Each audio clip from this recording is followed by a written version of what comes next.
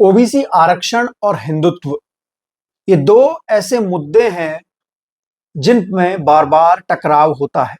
जी हां, कहीं ना कहीं ये कह लीजिए कि इस देश में ओबीसी आरक्षण को खत्म करने के लिए, निष्क्रिय करने के लिए, निष्प्रभावी करने के लिए हिंदुत्व का सहारा लिया जा रहा है और ऐसे आरोप लगातार भाजपा पर लगते हैं। आज हम बात करेंगे कि कैसे ओबीसी ओबीसी आरक्षण को हिंदुत्व से खत्म किया जा रहा है। नमस्कार, मेरा नाम है गौरव पाल, आप देख रहे हैं गौरव का चश्मा।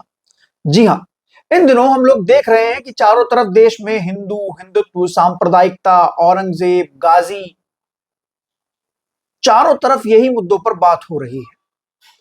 तो वहीं दूसरी ओर देखें तो दबे पांव कुछ खबरें आती हैं, जैसे कि मध्य प्रदेश हाई कोर्ट ने सरकार को आदेश दिया कि 27% ओबीसी आरक्षण लागू करे, लेकिन मामला सुप्रीम कोर्ट लेकर चली गई मध्य प्रदेश की भाजपा सरकार। उसके अलावा हम देखते हैं कि कैसे ओबीसी कोटे में सवर्ण सरनेम वाले लोग भर्ती हो जाते हैं। यूपी पुलिस भर्ती आप लोगों ने देखी ही होगी। हम लोग देखते हैं कि कैसे जातिगत जनगणना में रोड़ा अड़ाया जा रहा है। हम लोग देखते हैं कि कैसे भाजपा शासित राज्यों में ओबीसी आरक्षण में विसंगतियां हो रही हैं। हम लोग देखते हैं कि कैसे जब ओबीसी का आरक्षण बढ़ाने की बात आती है तो इंदिरा साहनी कोर्ट के 50% वाले कैप को लेकर आया जाता है, वहीं जब ईडब्ल्यूएस आरक्षण की बात आती है तो उसको लूप होल के जरिए निकाल लिया जाता है। जी हाँ, ये कई तरीके हैं जिस तरीके से ओबीसी आरक्षण को खत्म करने, निष्क्रिय करने, निष्प्रभावी करने की कोशिश हो रही है। पहले तो ओबीसी आरक्षण को कानून से खत्म करने की कोशिश की गई, लेकिन अब ओबीसी आरक्षण के खिलाफ एक माहौल बनाया जा रहा है। आप देखते हैं कि बागेश्वर बाबा धीरेन्द्र शास्त्री, जो खुद गर्ग हैं, बढ़िया कम्युनिटी से आते हैं, वो कहते हैं जात पात की करो विदाई, हम सब हिंदू भाई भाई। जात पात की करो विदाई, हम सब हिंदू भाई भाई, हम सब हिंदू भाई भाई, हम सब हिंदू भाई भाई, हम सब हिंदू। हिंदू भाई भाई, हिंदुत्व की एकता में बांधकर कहीं ना कहीं जो जातिगत पहचान है वो छीनी जा रही है। अगर आपसे आपकी जातिगत पहचान ही छीन ली जाएगी तो फिर ओबीसी आरक्षण की या फिर एससी एसटी आरक्षण की जरूरत ही नहीं पड़ेगी। जब जातियां ही नहीं रहेंगी तो जातिगत आरक्षण ही नहीं रहेगा। एससी एसटी समाज जो है वो अपने आरक्षण को भली भांति समझता है, लेकिन ओबीसी वर्ग जो है वो आरक्षण को भली भांति नहीं समझता। उसके पीछे कई कारण हैं। एक तो सबसे बड़ा कारण यह है कि ओबीसी समाज की, ओबीसी जातियों को जो आरक्षण मिल रहा है वो पर्याप्त नहीं है। तो गिने चुने चुनिंदा जातियों को मिल पाता है, जैसा कि रोहिणी आयोग की रिपोर्ट में दर्शाया गया है। बाकी जो बड़ा तबका है उससे वंचित रह जाता है और उसमें कंपटीशन बहुत ज्यादा हो जाता है। लगभग लगभग अगर हम बात करें आंकड़ों की, ऐसा कोई मूल और बड़ा आंकड़ा तो है नहीं क्योंकि सरकार जातिगत जनगणना करा नहीं रही है, तो लगभग लगभग पूरे देश में 52% के आसपास ओबीसी की जनसंख्या मानी जाती है। किसी स्टेट में ज्यादा है, किसी स्टेट में कम है।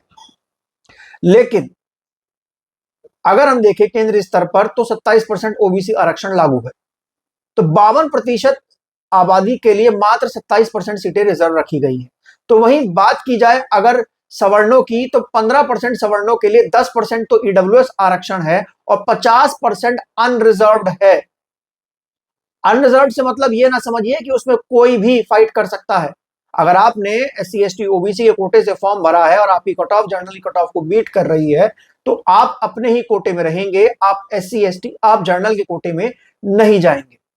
खैर छोड़िए, हम बात करते हैं कि कैसे ओबीसी आरक्षण को खत्म करने की कोशिश की जा रही है।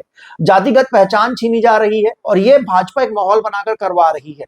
कहीं पर धर्म गुरुओं, कथावाचकों का सहारा लिया जा रहा है, जो जगह जगह घूम घूम कर इसका प्रचार कर रहे हैं। कहीं पर सांप्रदायिकता फैलाई जा रही है, जिससे जो ओबीसी है वो अपने आप को हिंदुत्व की आइडियोलॉजी के नीचे इकट्ठा कर रहा है और इसके पीछे वो खो दे रहा है अपनी जातिगत पहचान और आरक्षण। हम बात करते हैं अगर मध्य प्रदेश में ओबीसी आरक्षण की, तो मध्य प्रदेश में ओबीसी समाज को मात्र 14% आरक्षण मिला हुआ है। इस आरक्षण को बढ़ाकर 27% किया गया, लेकिन यह मामला कोर्ट में चला गया और कोर्ट ने कहा कि इंदिरा साहनी मामले के अनुसार आरक्षण 50% से अधिक नहीं हो सकता। ऐसे में ओबीसी आरक्षण पर रोक लगा दी गई। जिसके बाद ये मामला हाईकोर्ट में लंबित रहा, सुप्रीम कोर्ट में पहुंचा। हाईकोर्ट में इस मामले पर फैसला आया, फैसला ओबीसी के पक्ष में आया, लेकिन उसके बाद भी सरकार ने लागू नहीं किया। ये कहा कि मामला सुप्रीम कोर्ट में लंबित है। अभी हाल ही में जो 13% आरक्षण बढ़ाया गया था, उसके चलते जो भर्तियां आई थी, अभी तक इस पूरे मामले पर सुप्रीम कोर्ट की ओर से कोई फैसला नहीं आया है। हालांकि हाईकोर्ट ने इसके फेवर में फैसला सुना दिया है, लेकिन उसके बाद भी वो 13% जो भर्तियां हैं वो होल्ड करके रखी गई हैं। जो ओबीसी जातियों की जो नौकरियां हैं वो होल्ड कर ली गई हैं। इसके अलावा अगर हम बात करें उत्तर प्रदेश के ओबीसी आरक्षण की, तो उत्तर प्रदेश में कैसे पंचायत में 2022 के चुनाव में आप लोगों ने देखा कैसे पंचायती चुनाव में ओबीसी आरक्षण को लेकर विसंगतियां सामने आई थी। उसके अलावा बात करें अभी हाल ही में यूपी पुलिस भर्ती हुई है, उसमें ना जाने कितने ऐसे नाम हैं जो दुबे, चौबे, पांडे, भारद्वाज, मिश्रा जो ओबीसी कैटेगरी में सिलेक्ट हुए हैं।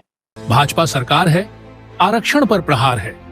यूपी पुलिस भर्ती में भी दिखा योगी आदित्यनाथ का पिछड़ा विरोधी चरित्र। इस भर्ती में भी भाजपा ने जमकर पिछड़ों के हक को लूटा है। इस भर्ती में पिछड़ों के आरक्षण वाले सीटों पर सामान्य वर्ग के लोगों की भर्तियां कर योगी जी ने पिछड़ों के हकों पर प्रहार किया है।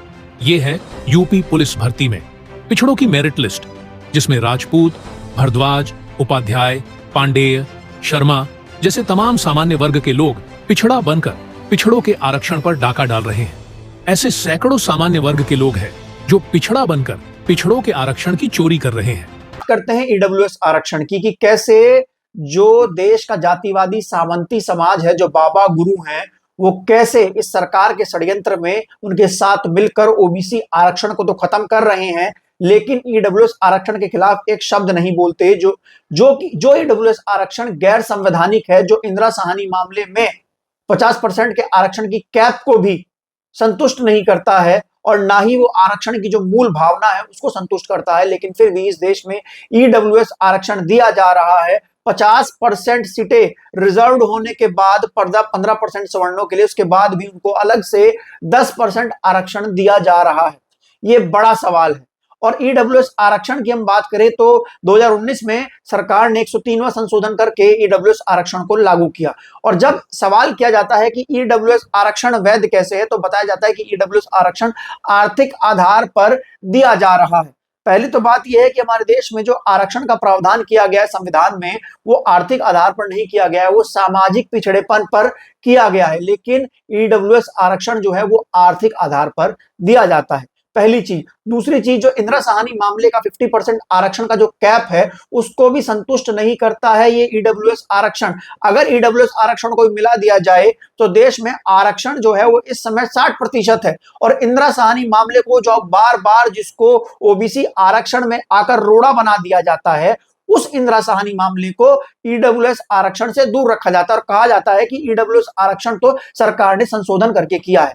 जब कोर्ट के किसी फैसले को पलटना होता है तो सरकार संशोधन करके संसद से उसको लागू कर सकती है। सरकार 15% सवर्णों के लिए ईडब्ल्यूएस आरक्षण लागू कर सकती है, लेकिन 52% ओबीसी के लिए रिजर्वेशन का कैप है उसको बढ़ा नहीं सकती संशोधन करके। जब ओबीसी के रिजर्वेशन की बात आती है तो इस देश में इंदिरा साहनी वाले मामले को उठाकर ले आया जाता है कि ओबीसी आरक्षण को 50% से ज्यादा नहीं कर सकते। मध्य प्रदेश में अगर 27% आरक्षण देना है भाजपा को और भाजपा देना चाहती है तो संशोधन करके क्यों नहीं दे सकती? जैसे ईडब्ल्यूएस मामले में केंद्र सरकार ने संशोधन किया है, ऐसे ही संसद में भाजपा संशोधन कर सकती है। केंद्र में भाजपा की सरकार है, मध्य प्रदेश में भाजपा की सरकार है। तो आप लोग ये देखिए कि आपको हिंदुत्व की आइडियोलॉजी में गढ़कर, आपको हिंदू हिंदू भाई भाई बनाकर, आपको कटोगे तो बटोगे के नारा देकर आपसे आपकी जातिगत पहचान छीनी जा रही है। और कहा जाता है कि जातिवाद गलत है। अगर आपसे आपकी जातिगत पहचान छीन ली गई तो फिर आप आरक्षण की शक पढ़ लेंगे। और एक बात ध्यान रखिएगा, आरक्षण कोई गरीबी उन्मूलन कार्यक्रम नहीं है। आरक्षण इस देश के लोगों का अधिकार है। इस देश में 52% ओबीसी है। इस देश में 52% टैक्स ओबीसी देता है। इस देश में 52% मेहनत ओबीसी करता है। इस देश में 52% संसाधनों पर ओबीसी का अधिकार है। तो ये कोई भीख नहीं है आरक्षण। आरक्षण हमारा अधिकार है। अगर हम इस देश की 52% इकोनॉमी, संसाधन, मेहनत, टैक्स में कंट्रीब्यूट करते हैं तो इस देश के 52% संसाधनों पर हमारा अधिकार होगा। जो लोग 15% कर रहे हैं उनको 15% दीजिए, हमको इससे कोई मतलब नहीं है। लेकिन किस तरीके से आपको इस पूरे मामले में बेवकूफ बनाया जाता है कि हिंदू हिंदू भाई भाई, बटोगे तो कटोगे, जातिगत आरक्षण छोड़ो, आरक्षण जातिगत नहीं होना चाहिए, आरक्षण उसको मिलना चाहिए जो गरीब है, आरक्षण जो है वो मेरिट खत्म कर दे रहा है, आरक्षण जो है वो देश के लिए खतरा है। और कहीं ना कहीं ये हिंदुत्व की आइडियोलॉजी में और उसके नीचे कहीं आपसे आपकी जातिगत पहचान छीनी जा रही है ताकि आप लोगों से आरक्षण छीना जा सके। और आरक्षण अगर आप लोगों से छिन गया तो फिर क्या होगा? क्या आप लोग जानते हैं कि इस देश में 52% ओबीसी की जनसंख्या है और पूरे देश में ऐसे कई राज्य ऐसे हैं जहां पर 27% ओबीसी आरक्षण लागू नहीं है। बिहार में ओबीसी आरक्षण बढ़ाया गया है, तमिलनाडु में बढ़ाया गया है, कई जगहों पर ओबीसी आरक्षण बढ़ाया गया है। जहां पर ओबीसी आरक्षण को बढ़ाने के लिए वहां की सरकार ने दिमाग से काम करते हुए ओबीसी की कई कैटेगरीज बनाई है। ओबीसी बनाया है, बैकवर्ड बनाया है, मोस्ट बैकवर्ड बनाया है और उसके हिसाब से आरक्षण को बांटा है, क्योंकि वहां पर गैर भाजपाई सरकारें हैं। लेकिन जहां पर भाजपाई और कांग्रेस सरकारें रही हैं उन्होंने हमेशा से ही ओबीसी आरक्षण के खिलाफ काम किया है। और अगर मंडल कमीशन से ओबीसी आरक्षण लागू हुआ था तो कहीं ना कहीं उसको अपने स्टेट में स्टेट गवर्नमेंट के हिसाब से रोकने के लिए रोड़ा अड़ाया है, जैसे कि मध्य प्रदेश में रोड़ा अड़ाया गया है। आज उत्तर प्रदेश की 52% से ज्यादा जो जनसंख्या है वो ओबीसी की है, लेकिन ओबीसी को मिलता क्या है उत्तर प्रदेश में? बड़ा सवाल ये है। आपको सिर्फ टीवी पर नफरत और सांप्रदायिकता दिखाकर आपसे आपका आरक्षण छीना जा रहा है, बताया जा रहा है कि कटोगे तो बटोगे। तो आपको यह समझना है कि जब ईडब्ल्यूएस आरक्षण की बात आती है तो बोलते हैं कि आरक्षण जरूरतमंद को मिले, गरीबी के आधार पर मिले। और ये जो ईडब्ल्यूएस आरक्षण है ये इंदिरा साहनी मामले को भी बीट नहीं करता है। और वही बात जब ओबीसी आरक्षण की आती है, अगर 14 से मध्य प्रदेश में 14% से उसको 27% करने की बात की जाती है तो इंदिरा साहनी का मामला आ जाता है। जब मराठा आरक्षण को बढ़ाने की बात की जाती है, जो महाराष्ट्र में जो मराठा जो ओबीसी है, तो वहां पर इंदिरा साहनी वाला मामला आ जाता है। अगर जातिगत जनगणना की मांग होती है तो कहते हैं कि जाति गिनेंगे तो बटेंगे। ये जातिगत जनगणना इस वजह से नहीं हो रही है, जाति इसलिए नहीं गिनी जा रही है क्योंकि अगर जातियां गिन ली जाएंगी और जातियों को अपनी जनसंख्या पता लग जाएगी तो फिर जातियां उसके आधार से अपना हक अधिकार मांगेंगी। एससी एसटी की जनसंख्या हर बार होती है, उनको अपनी तादाद पता है और मजाल है उनके आरक्षण को भी हाथ लगा दे। हालांकि भाजपा ने उनके आरक्षण में भी सेंध लगाना शुरू कर दिया है। लेकिन बड़ा सवाल यह है कि जातिगत जनगणना होगी तो जातियों के बारे में पता लगेगा और आवाज उठेगी आरक्षण को बढ़ाने की, ओबीसी आरक्षण को बढ़ाने की। सरकार ने 2017 में रोहिणी आयोग का गठन किया और रोहिणी आयोग की रिपोर्ट सबमिट भी हो चुकी है, जिसमें बताया गया है कि ओबीसी आरक्षण में कितनी विसंगतियां हैं। कुछ ही जातियों को सारा आरक्षण मिल रहा है, बाकी जो जातियां उनको कुछ नहीं मिल रहा है। उसके बाद भी ये सरकार ओबीसी आरक्षण रोहिणी आयोग की रिपोर्ट को लागू करने को तैयार नहीं है, जातिगत जनगणना कराने को तैयार नहीं। कई राज्यों में ओबीसी आरक्षण को इंदिरा साहनी वाले मामले की कैप से दबा दिया जा रहा है। और वहीं बात करें ईडब्ल्यूएस आरक्षण की तो उससे मेरिट खराब नहीं होती है, उससे बंटवारा नहीं होता है, उससे देश बर्बाद नहीं होता है, क्योंकि वो आरक्षण दिया गया है आर्थिक आधार पर। और आर्थिक आधार पर भी सिर्फ सवर्णों को दिया गया है, वो भी एक जाति विशेष के लोगों को सिर्फ आर्थिक आधार पर दिया गया है। अगर आर्थिक आधार पर आरक्षण देना है तो ओबीसी और एससी एसटी को ईडब्ल्यूएस आरक्षण में क्यों नहीं कंसिडर किया गया?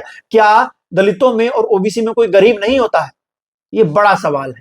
अपने लोगों को जब देना है तो उनके लिए संविधान में संशोधन भी होगा, अपने लोगों को जब देना है तो उनके लिए इंदिरा साहनी वाले मामले को भी ओवरलैप किया जाएगा। अपने लोगों को जब देना है तो उस समय जाति भी देखी जाएगी सवर्णों को, और अपने लोगों को देना है तो सब कुछ देखा जाएगा। लेकिन जब बात ओबीसी और एससी एसटी की आएगी तो आपको हिंदू बनाया जाएगा, औरंगजेब की कब्रें खोदी जाएंगी, सलार गाजी पर बात की जाएगी, लेकिन जातिगत जनगणना नहीं कराई जाएगी। आखिर भाजपा जातिगत जनगणना कराने से क्यों डरती है? तेलंगाना में जातिगत जनगणना कराई गई, वहां पर ओबीसी आरक्षण को 42% किया जा रहा है। बड़ा कारण यही है कि आज देश में जगह जगह, बिहार, तेलंगाना, तमाम राज्यों में जहां पर गैर भाजपाई सरकार है वहां पर ओबीसी के लिए जातिगत जनगणना कराने की मांग और ओबीसी आरक्षण को बढ़ाने की मांग उठ रही है। ऐसे में भाजपा डरी हुई है, संघ डरा हुआ है कि अगर ये दबाव जो है, ये जो चिंगारी है जातिगत जनगणना और ओबीसी आरक्षण बढ़ाने की, ये पूरे देश में फैल गई तो फिर क्या होगा। तो उससे बचने के लिए औरंगजेब की कब्रें खोदो, प्रोपोगंडा फिल्में बनाओ, उससे बचने के लिए संभल में मस्जिदों को खोदो, सलार गाजी पर बोलो, देश में सांप्रदायिकता फैलाओ, हिंदुत्व के नाम पर देश में सांप्रदायिकता फैलाओ और ओबीसी से उसकी जातिगत पहचान छोड़ दो, छीन लो उससे, ताकि वो अपने आप को अपनी जाति का ना बताए, वो अपने आप को हिंदू बताए और आपका गुलाम बन के रह जाए और आप बराबर 15%, 10% ईडब्ल्यूएस आरक्षण चापते रहो और साथ ही साथ 50% अनरिजर्व भी चापते रहो। बटे थे तो बटे थे, बटे थे तो